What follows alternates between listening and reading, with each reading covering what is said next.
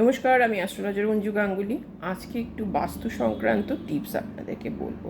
অনেক সময় আপনারা অনেকে আমাকে বলেছেন যে ঘরে থাকতে ভালো লাগে না, ঘরে গেলে নানান রকমের সমস্যা হয়। এগুলোর কারণ একটাই কিন্তু, যেটা হচ্ছে বাস্তু সমস্যা। তা আমি ছোট্ট একটি রেমেডি বলবো, আপনারা বাড়িতে করুন, দেখবেন বাড়িতে শুভ শক্তি বাড়বে।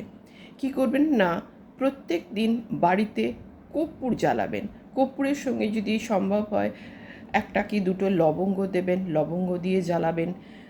রোজ সন্ধেবেলায় শঙ্খধ্বনি বাড়িতে রাখবেন, কারণ শঙ্খধ্বনিতে জানবেন যে অশুভ শক্তি কিন্তু বাড়ি থেকে বেরিয়ে যায়। সুতরাং শঙ্খধ্বনি বাস্তুশাস্ত্র মতে খুব শুভ মানা হয়। আরেকটা কি না, রাতে যখন আপনারা ঘুমোতে যাবেন প্রত্যেক দিন রান্নাঘরকে পরিষ্কার করে রাখবেন, যাতে এঁটো কাটা এদিক ওদিক না ছড়িয়ে থাকে। এতে কিন্তু অর্থের আগমনে কিন্তু ব্লকেজ সৃষ্টি করে। সুতরাং রান্নাঘর হচ্ছে মা লক্ষ্মীর জায়গা, মা অন্নপূর্ণার জায়গা। সুতরাং সেই জন্য রান্নাঘরকে প্রত্যেক দিন কী করবেন না, পরিষ্কার পরিচ্ছন্ন করে তবেই শুতে যাবেন। দক্ষিণ দিকে মাথা দিয়ে শুলে শুভ মানা হয় বাস্তু মতে। শুতে পারেন। আর শুক্রবার দিনকে আপনারা মেয়েরা যারা রয়েছেন তারা পার্লারে যেতে পারেন।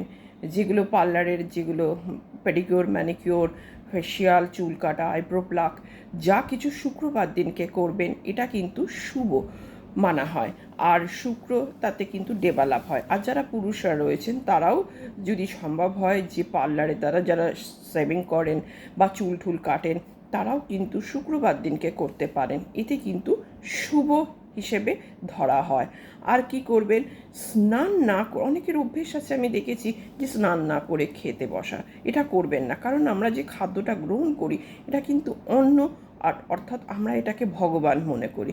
সুতরাং সেই ক্ষেত্রে যখন আপনারা খেতে বসবেন স্নান করে তবেই খেতে বসবেন।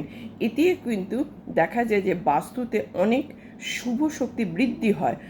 আর বিছানায় বসে খাবার কোনো দিন খাবেন না। এটি কিন্তু বাস্তুশাস্ত্র মতে বলা হয় সবচেয়ে কিন্তু অশুভ শক্তি অর্থাৎ নেগেটিভ এনার্জি কিন্তু আপনার ঘরে প্রবেশ করতে বা আপনাকে আকৃষ্ট করতে সাহায্য করে।